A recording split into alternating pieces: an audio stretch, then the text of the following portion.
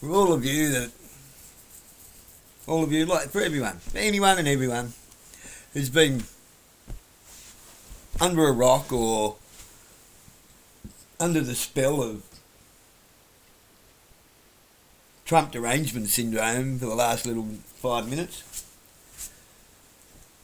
Who remembers Reaganomics? You know, Trump's hero, Ronald Reagan, the Just Say No guy, the actor, turned president, who liked to try and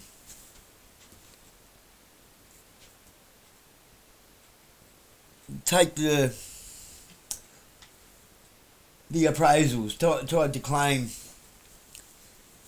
the trophy of the century for bringing down the Berlin Wall. You know, that really had fuck all to do with him.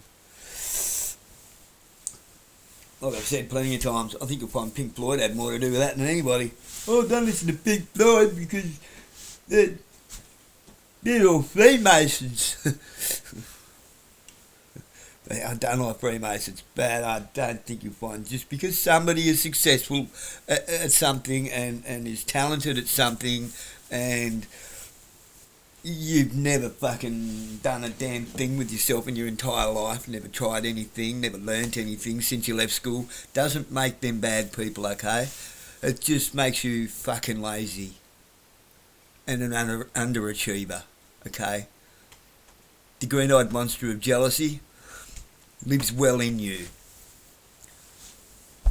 Now, I'm not great at everything. I used to be an okay guitar player once. Sorry, they just don't do the deed anymore. I still own a guitar. But I found I'm much better at drums. How did I find that out? I had a go at it.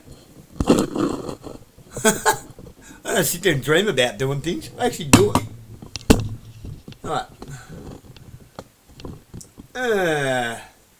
Well, Reaganomics and Trumponomics. Everyone tried to make the anomics word sound bad with Bidenomics. Well, they're all bad, okay? There's no such thing as trickle-down economics. It's trickle-down bullshit and flow upwards economics. In the next 4 years, the current administration wants every American wearing a device that tracks their biological health 24/7. And they're calling this healthcare, but I'm calling it the most sophisticated surveillance system that has ever been built on American soil. And I just have got to talk about it with someone because what I'm about to show you is deeply unsettling. It appears there's a China biotech gold rush as U.S. investors and pharma giants, they look to the world's second largest economy in a new quest for new drugs and new remedies. Imagine a world where your clothing monitors your health. We have to take all of this data we have in our country and move it. Larry himself. Larry Ellison. into a single, if you will, unified. That guy there is responsible for the 9 levels deep database in Jerusalem, which is where, I think we all know the answer, Israel. He's also responsible for what's being built under the ballroom blitzkrieg. The ballroom blitz, the ballroom of the White House. I'll call it the ballroom blitzkrieg. Blitzkrieg! And now owns TikTok. 100 Flowers campaign, anybody?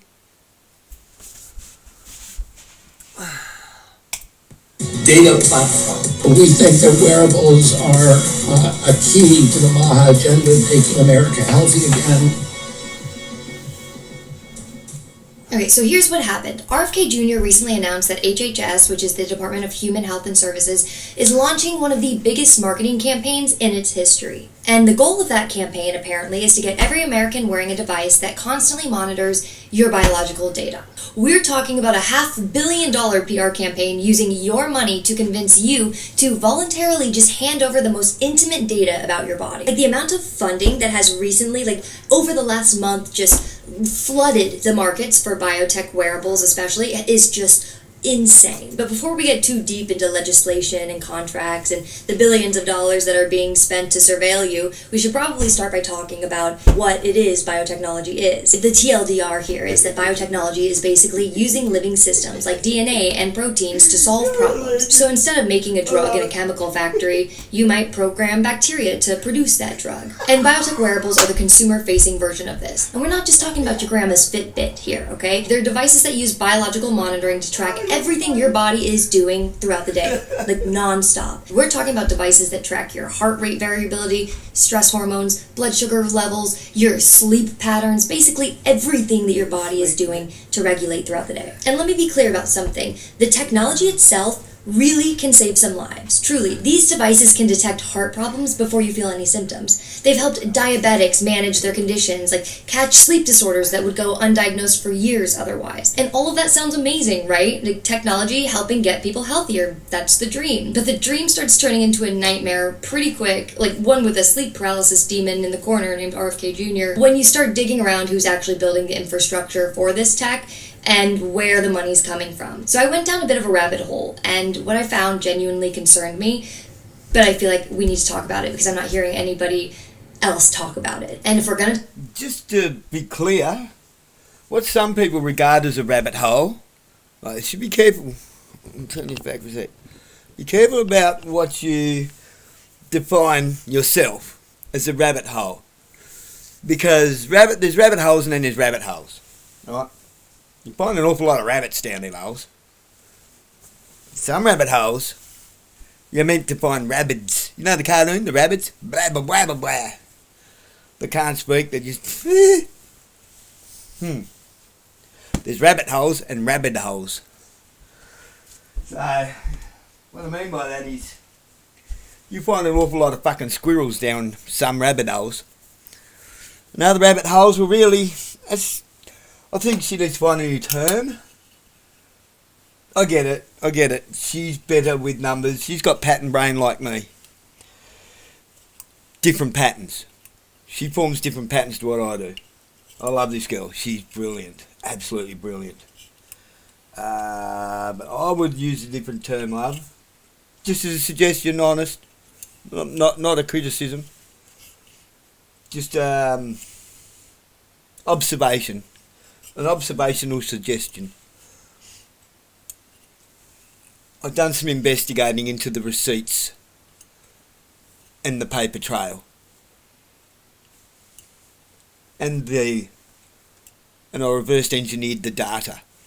That would be a great way to put that, because people will get scared off by the term rabbit hole, and some people hear rabbit hole and you attract the fruitcakes.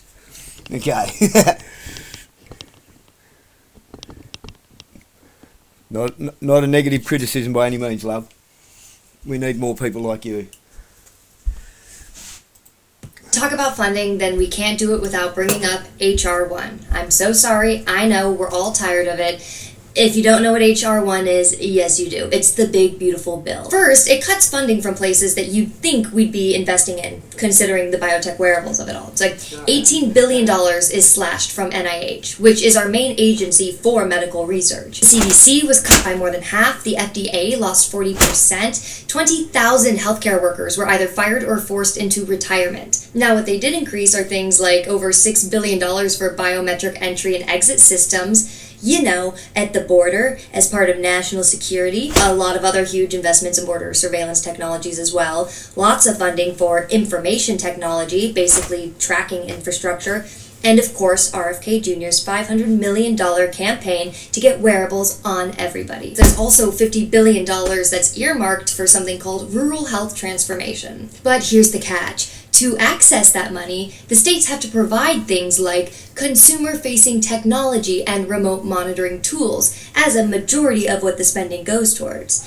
In plain English, that basically means no hospitals, no ambulances, no doctors. If states want the money, they have to use tech, mostly wearables, to monitor people from a distance. So they're taking away $155 billion in care and then giving back $50 billion in technology care and saying, like, look, we're helping. This is you getting an upgrade. That's like me taking an entire pizza away from you and then in exchange just giving you one pepperoni back and then telling you it's an upgrade. Oh, and that one pepperoni is also going to watch you sleep at night. Like, this is not healthcare. It's a bait and switch. They're so clearly coercing states into building surveillance infrastructure by forcing them to choose between either no funding or funding that comes with a lot of strings attached. So we keep talking about infrastructure, the surveillance infrastructure being built and all the funding that's going towards it, but who is actually building the infrastructure? Now, I'll warn you, this is where it's going to start feeling like a sci-fi novel because we're about to talk about Oracle. Now, you might know Oracle as just a boring old regular schmegular company that stores data, right? But what most people don't know is that Oracle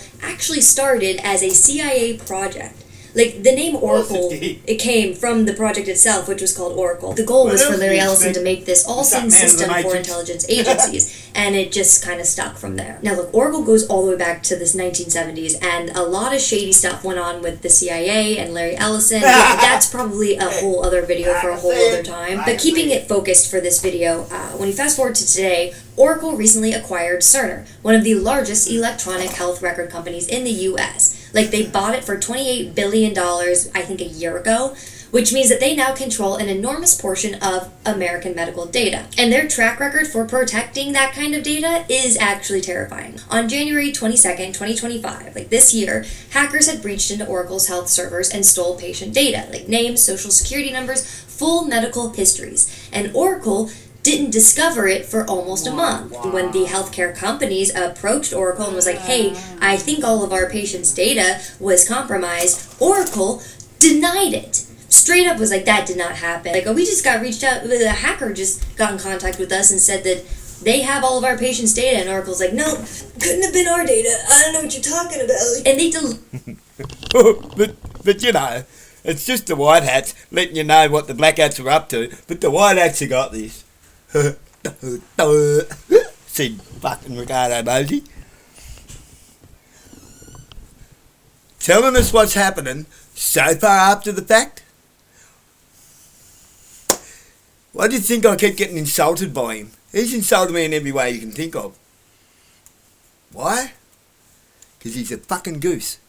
You're a goose, Mosey. You know that bloke with the glasses? The little old fella with the white beard, whatever his name is, that you're doing the Ricardo briefs with. Geez, he looks like the old bloke that helped set up the great Carlos hoax. Wonder if it's the same mastermind. Just saying. Notifying all of these hospitals for nearly 3 months. Like, patients had to wait, 90 days before they were able to actually take any action on their social security and private medical data being stolen. And remember, that was data protected by HIPAA. The wearable data that we're talking about now, that's not protected at all. All of that data is considered consumer data because you're using a consumer device, so it's the terms of service that they have to be compliant to, and they get to make those up. When you read Apple's privacy policy, specifically for the health data, it says pretty clearly that they can share your data for national security or law enforcement purposes. And don't expect any regulators to stop it, okay? I mean, on the Democratic side, I don't even feel like they fully understand what this tech does and how deep this goes and how vulnerable that information is. And on the other side, the same government pushing this agenda is the one in charge of enforcing it. And that's the fox guarding the hen house. Like, good luck. For instance, I don't think people realize how much data is already being collected on them, even without wearables. Like, grab your iPhone if you have one. Grab it right now. Go to your app that says health, the white one with the little heart in the corner. Now I'm going to share my screen with you, okay? But follow along on your own. The first thing you're probably going to notice is that I have an alert under my summary that says health data not synced, and you probably don't. That's because I turned mine off when I first got my phone, but if you don't know to turn it off, then automatically all of your health data is syncing to an iCloud. Now look at just how granular this data tracking really is. As you can see, up until 2 days ago, it's been tracking my steps, mostly because I didn't know you could turn that off, because when I went to turn off my not syncing stuff and turn off all the other ones, it didn't give me the option to turn steps off. So I just assumed it was a part of location tracking. You're also gonna have your steps tracked, because I didn't think that you could get that much information from my steps anyways. But you see that little button that says show all health data? Yeah, click on that. When you scroll down a little bit, past the steps part, you start seeing things like double support time. I'm sorry, come again, is the percentage of time during a walk which both feet are on the ground. So it's literally measuring how much weight I put on each foot when I walk. How? What? So I got 2% for walking asymmetry. I don't know if that's good or bad, but it's basically analyzing whether or not I walk lopsided. And fun fact, I do. A lot of the time, okay? Because I have arthritis in my big toe, but how does it know? Like, that's the crazy part. Like, this is all coming from my phone being in my pocket. Like, I cannot stress enough. I don't have an Apple Watch. I don't wear an Oura Ring. How does it know with my phone being in my pocket the length of my stride? I mean, it's insane. And if you click the browse button in the corner at the bottom, you'll see all of these health categories, right? That you can click, and it wants you to either turn on or fill out. Literally, you click other data, alcohol consumption, blood alcohol content, blood glucose, hand washing, inhaler usage, time in daylight, mental well-being, anxiety risk, depression risk, exercise minutes, mindful minutes, log your emotions and moods, for fuck's sake. And so I went back to settings to see if I could figure out how to turn the steps off, and maybe you'll see something that says get help during an emergency with a big red 1 next to it. You click it, learn about emergency SOS, and set up medical ID, which is basically just the health app with all of your health records and those files uploaded to it. Like, they really, really want this health information more than I do. Please, please, please, if there's nothing else you take away from this video, just remember this. No matter how much the terms of service for whatever biotech wearable that you're about to buy says that they're going to protect your data, it's different than the other data. They're going to put it in a special place with all these extra protections. They've got your back. They don't have your back. I don't care if they promise on their grandmother's grave that they're going to protect your data. They're not. Now let's talk about who's analyzing that data. If you haven't already, then I'd like to introduce you to Palantir. So Palantir was literally founded for more or less the same reason as Oracle as well, like with CIA money to build systems that tracked people. And you know how Oracle was named after the CIA project that they were initially hired to work on? Yeah, well, Palantir's name comes from the magical stones in Lord of the Rings that let you spy on everyone. So they're very similar companies, but designed for very distinctly different reasons. So I think about it like this. Oracle stores your health data, financial data, social media activity, geolocation, all of it, right? Palantir, on the other hand, is building a bunch of software that connects the dots of all of that data, right? So drawing patterns and predictions about you. Now, you might be thinking to yourself, okay, but just because they can track all this data doesn't mean that they're going to use it that way, right? But the thing is, unfortunately, they already have. And by they, I mean Larry Ellison and Oracle, because back in 2012, during the NATO protests in Chicago, Oracle had deployed a tool called Endeca. It was basically this software that aggregated all this data that was combining like 911 calls, police records, and public data with protester tweets, social media activity to just track all of these people at these protests in real time. And apparently, at the height of the protests, police were able to scan over 20,000 tweets per hour, and the software would flag anything that sounded angry or critical for further monitoring. And that was back in 2012. Oh my god. So cooked, dude, so cooked. And Oracle didn't try to hide any of this, like at all. They were bragging about it. They kept calling it a pioneering moment in real-time police tracking. Like, if you know anything about Larry Ellison, you know that he just creams himself thinking about surveillance technology. I mean, you give him a George Orwell book and he says, give me a few minutes in the bathroom, you know? And the worst part is they used that as like a little case study. They packaged it and pitched it to China.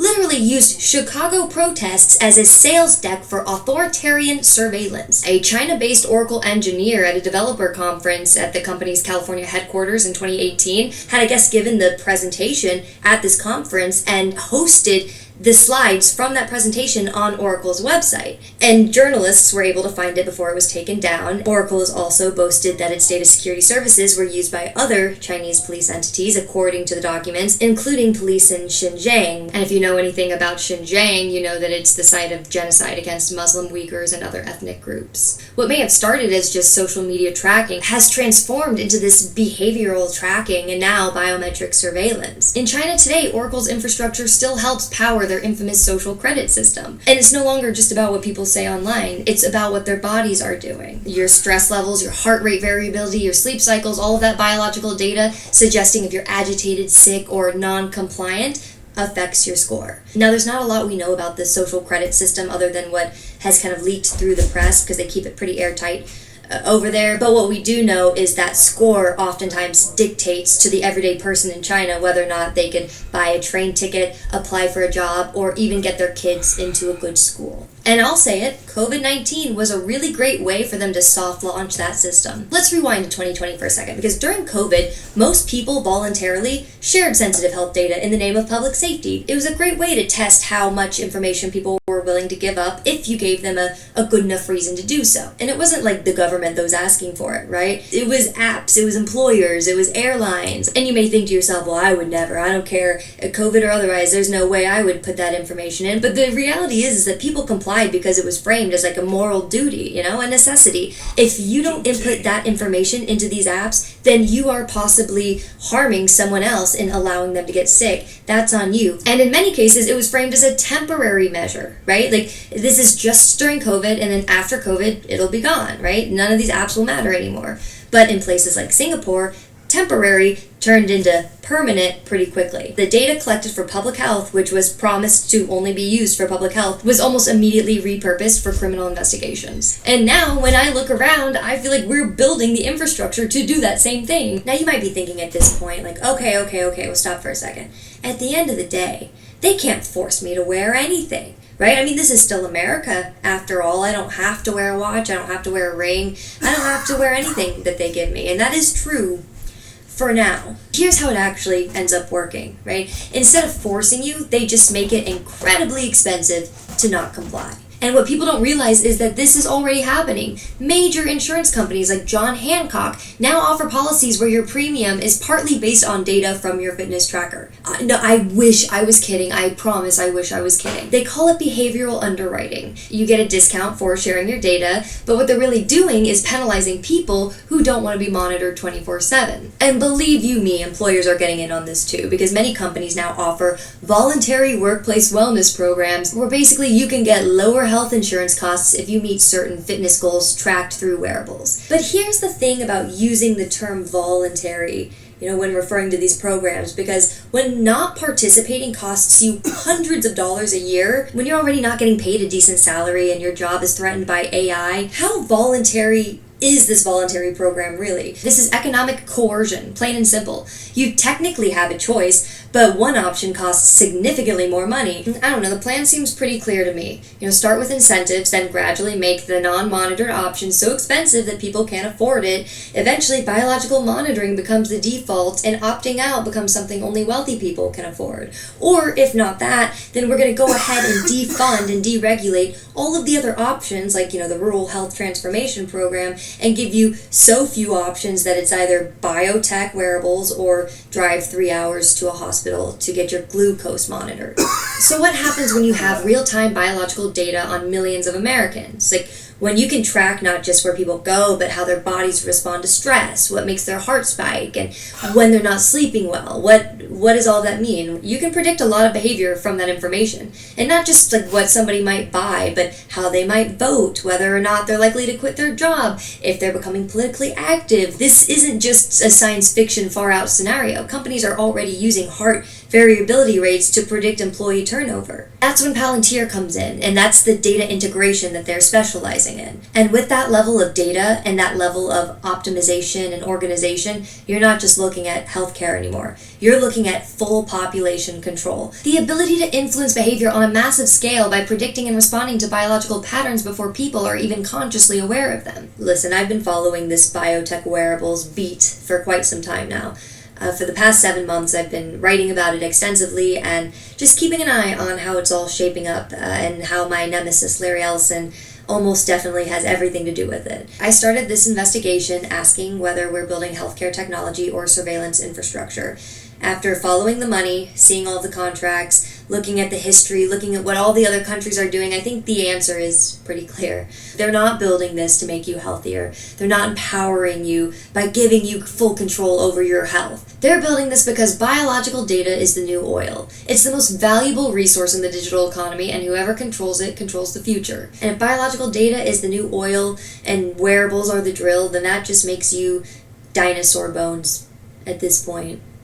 That's pretty cool, actually. Look, the companies that are getting these contracts, Oracle, Palantir, they're not healthcare companies. They're surveillance companies. They're CIA, DOD companies through and through. The programs getting funded aren't about medical research or disease prevention. They're about data collection and behavioral monitoring. And they're going to try to convince us that sharing our most intimate biological data is somehow patriotic, healthy, and forward-thinking. Like, I've already heard from multiple influencers with huge followings that they've been approached many a times to promote wearables in a very, pro-America way. So the next time you see your favorite creator raving about their new fitness tracker and how empowered it makes them feel, it's worth bearing in mind and asking yourself, is this sponsored content or is it taxpayer-funded propaganda? And look, I can't predict how all of this is going to turn out. I'm not an oracle, right? But I can promise you one thing. Once this data is collected, once these systems are built, the uses will far expand whatever they've promised us. Because when the cost of opting out becomes unaffordable, it was never really a choice in the first place. Remember, once you're inside a system designed to optimize for population control rather than protect individuals, you're no longer a patient. You're a data point, modeled for control, optimized for capital. But the choice is still ours, right now. But not for long. If you can't balance on one foot for...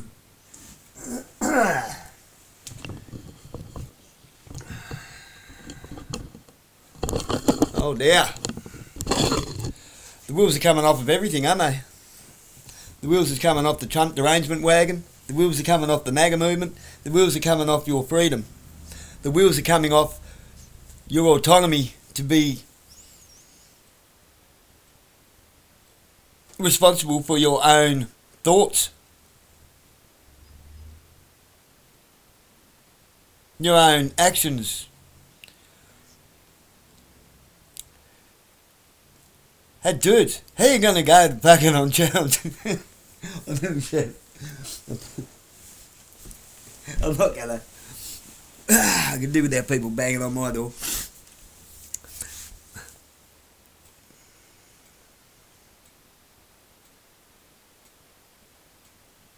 How you gonna go on rock and roll day going to pay your ticker? Every single person that goes to the house is going to get nailed round the corner and they leave. Every person. They're going to get nailed just before they walk up the footpath onto their own front lawn. Just before they get home. Everyone. Bang, bang, bang, bang, bang. That's probably not a bad thing to a degree. But the problem is that you're all going to get treated like criminals instead of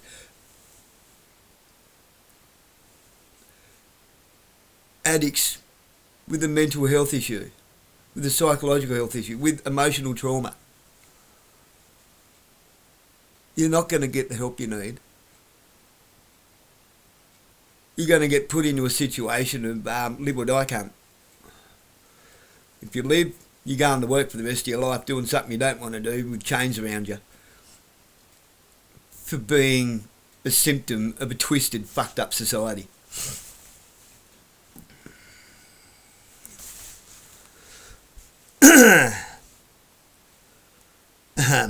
Yeah, just trust the plan, eh? Just trust the plan, guys? The plan. I think we see what the plan is. Now, all of those talking head trust the plan people, I think need to get chased out of the country or chased into Canberra so they can go and have dinner with their pretend enemies, their frenemies. Tell us again you're not a Freemason while you're doing everything the Freemasons are doing.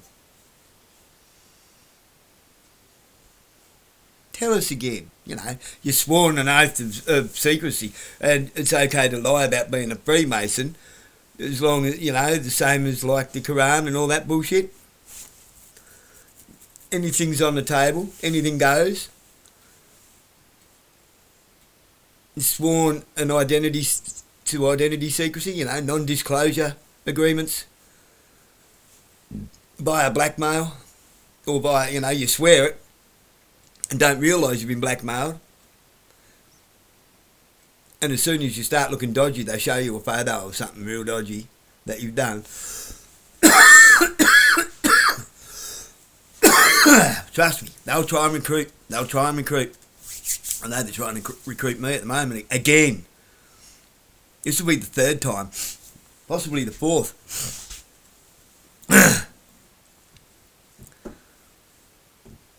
I was going to ask to join a political party the other day. Anyone that knows a spud from a carrot knows that fucking that ain't going to fucking happen.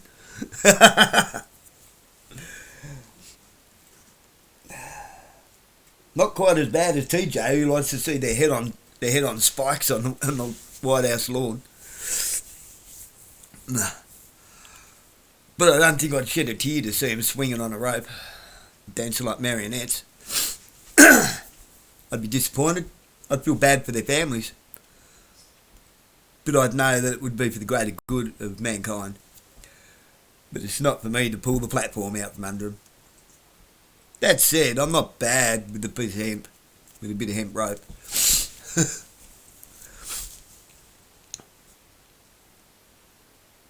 What are you eating, Panda? Are you eating a moth? Oh, you sicko. Ate something weird. Tripper. How many loops do you want?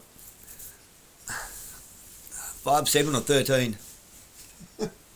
Depends how you want them to go, you know. Snap or twang or dangle dangle.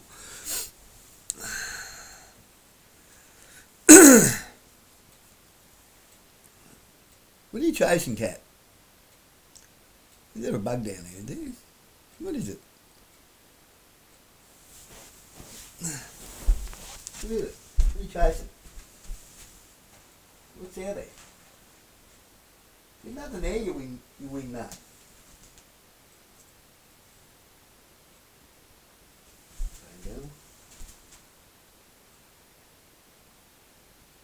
I think my cat's tired. Are you tired? You a tired cat? You tired?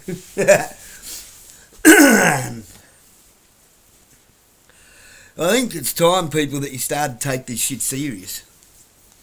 Oh, it's like, it's not a fucking game, okay? Like, politics isn't a game, and your life is what gets screwed over with it, okay?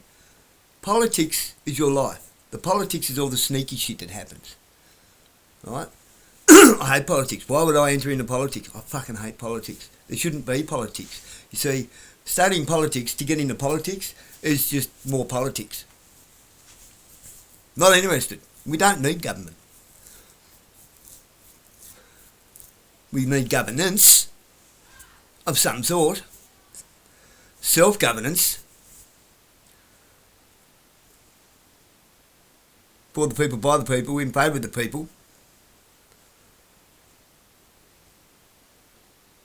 With the people in charge.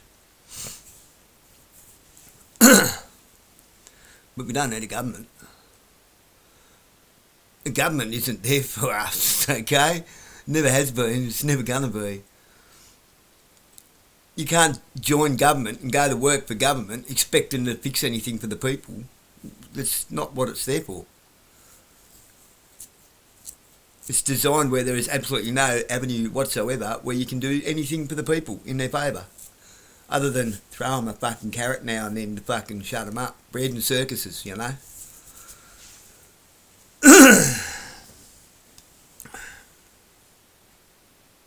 Anyway.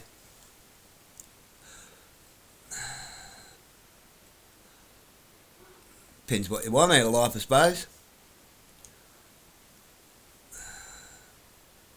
Cream or shit?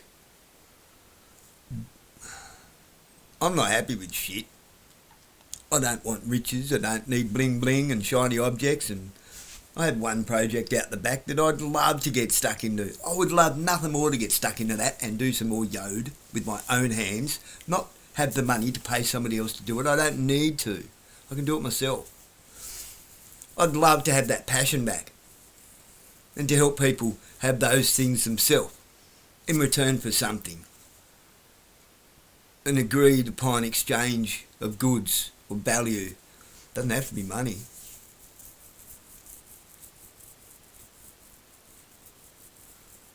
You'd be surprised how much work and what I could give you for a little bit of land. You'd be surprised what I'd give you for a little bit of land.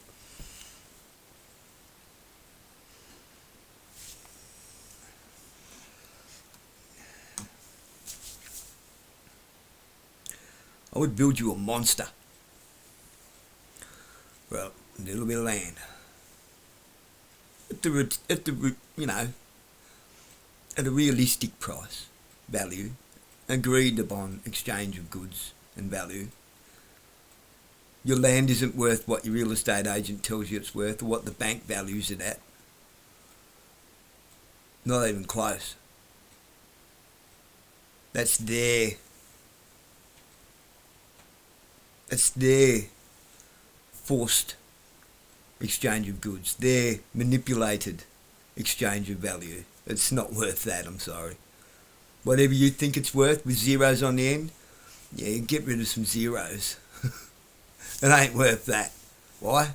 How can you own something that was here before you and it'll be here long after you die? You can't. You're a temporary moment in this meat wagon on this earth. Stop being so fucking greedy. You can't take it with you.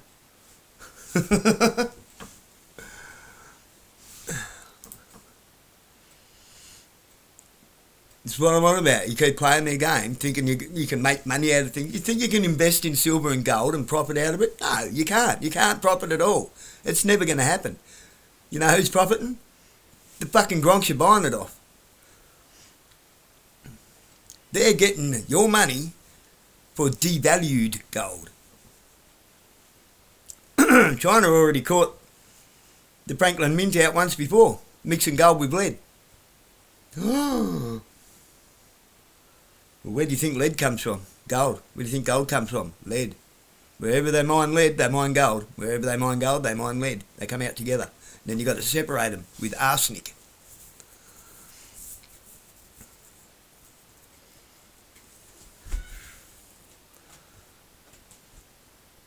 Yeah, the cat's retarded. Oh, you know I'm talking about you, do you, puss? Well, we're going to get some rain and stuff, are we? Come here. Come here. Come on. Say hello. Say hello to the people. Hello. Aww. What? Oh, he loves his cuddles. No need to bite me. All right, hop down, hop down, hop down.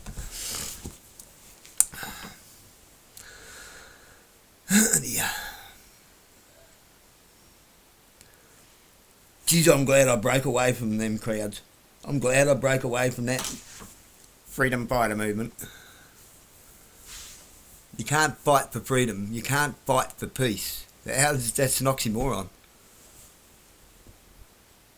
All you can do is add fuel and flames to the fire that's already burning by doing that. That's all you're doing. If you want to put it out, walk away from it. Let it burn itself out. You know when I do a back burn? Right, the back burn's done. It's finished now. Walk the other way. Get away. Get away from it. Oh, we've got nobody to fight now. No one's fighting us. What do we do? I don't know. None of us are paying tax. None of them are paying any taxes. None of them are complying with anything. They've all gone unruly. No, it's the opposite. We became ruly. Okay? Anarchy is not chaos. Anarchy, I'll say it nice and slow and I'll say it again. Anarchy is not chaos. The definition of anarchy, the true definition, excuse the noise coming out of the hole in my head, is self-governance of the people, by the people, for the people, in favour of the people, with the people in charge. That's the actual definition of anarchy. What you think is democracy. Democracy is the pathway to communism via socialistic ideals. If you think that we're not socialists already, libraries, free healthcare, that's shit as, free fire service, a police force.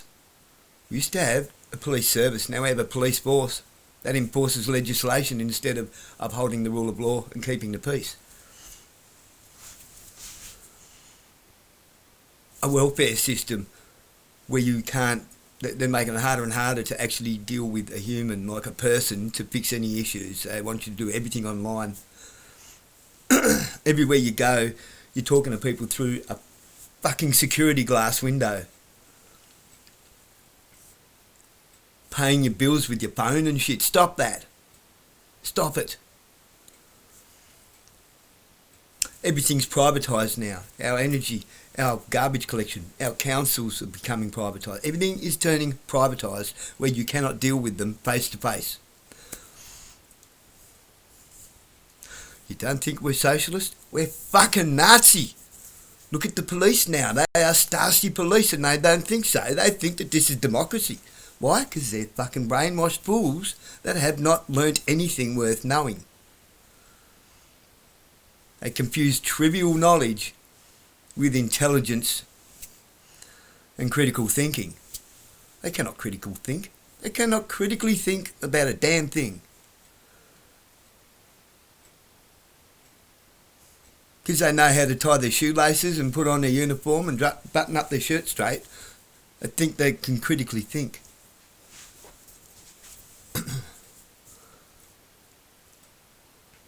They have had their entire life robbed from them.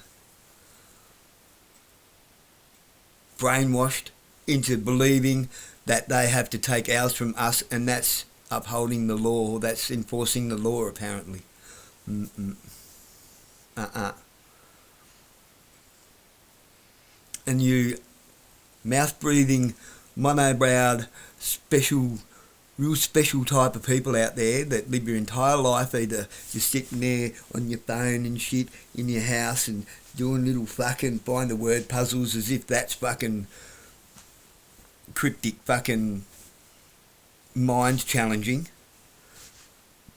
looking for words that are already written there that you probably don't even know how to spell, with little twiggy legs and little twiggy arms and that's fucking bad backs because you got no fucking abdomen muscles, no stomach muscles, no obliques, no glutes. I've never done a fucking day's work in your life, so if you don't break the law, you'll be right. You'll never break a law. Why? Because you'll fucking never break a nail. You'll never break a sweat. It's all you can do to get to your mailbox. You're a waste of fucking oxygen. You're an organ thief. Sitting there, chain smoking, with yellow fingers.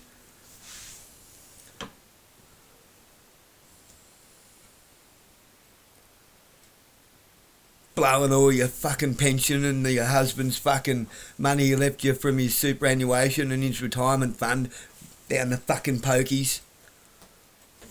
Because of the pretty fucking colours and the inviting fucking sounds. Woo! Smashing your dopamine and to pieces. Ruining your brain, turning it to fucking custard.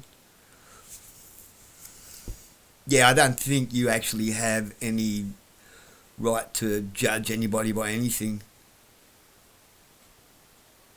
You've never increased the value of your community at all. All you've done is take from it, rob from it. Or your second and third generation fucking got paid to have a baby, so I bought an 8-ball an ounce of pot and a bee and Commodore with a weldie that does mad skids. You're a waste of fucking space too. And so are your kids. Why? Because you made them that way. That's not their fault. Why did you make them that way? Because the government did that to you. The state did that to you. Your parents did that to you. Why? How? By allowing you to be a fucking idiot. It's not your fault, but that's the way you are, and you're a waste of space, I'm sorry. I'm not saying that to insult you, it's just a fact. And I would love it for you not to be. But that's on you. I can't undo that damage. I can't do that for you. That's your responsibility.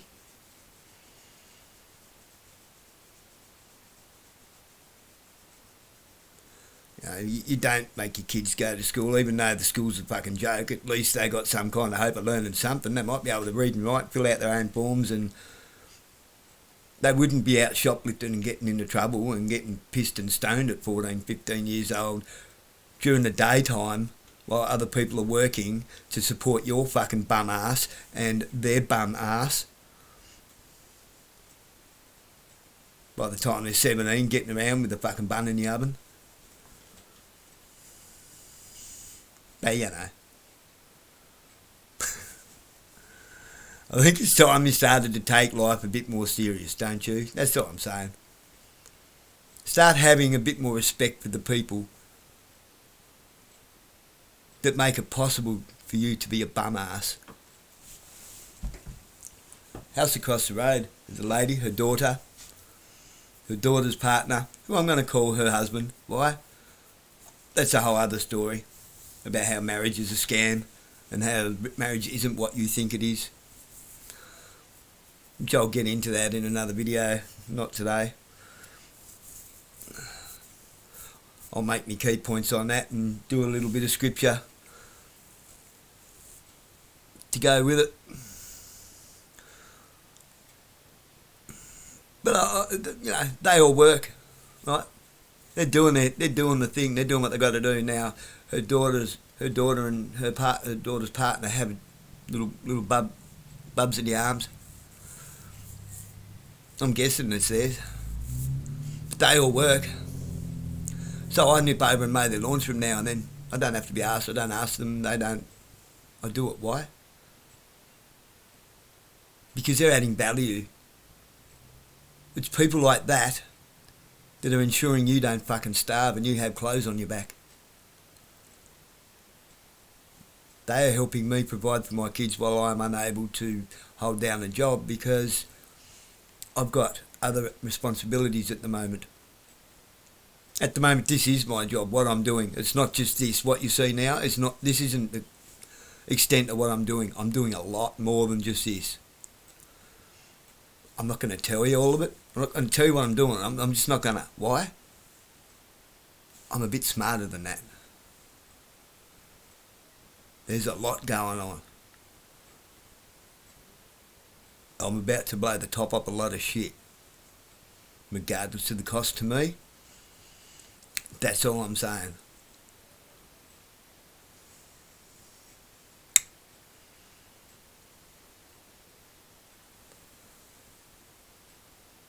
Why? Not just for my kids' future, for yours. For everyone, even the deadbeats and bum asses that I just mentioned. Why? Because everyone deserves to have a crack. Everyone deserves to be responsible for himself at some point. To get up and have a go. A big reason people don't get up and have a go is kind of like we're all been fucking whipped into submission, haven't we?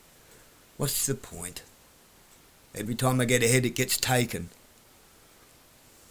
Yeah, I know how that feels.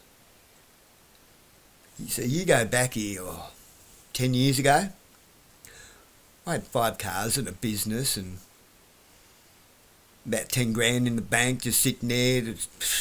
I was raking in about $10,000 net a month, not gross, net. That was after my business tax. That was after my income tax from my second job.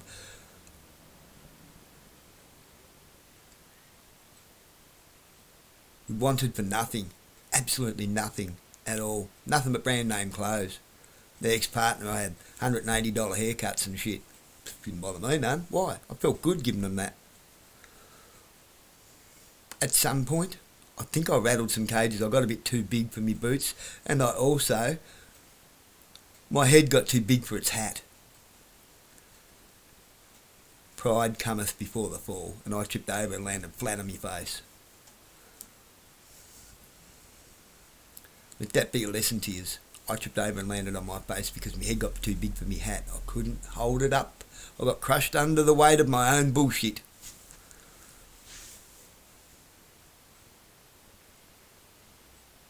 My own pride, my own self-arrogance. I'm king of the fucking world and no one can fucking topple me. Yeah, apparently I could. It's how it works, people. So, time to get serious, don't you think?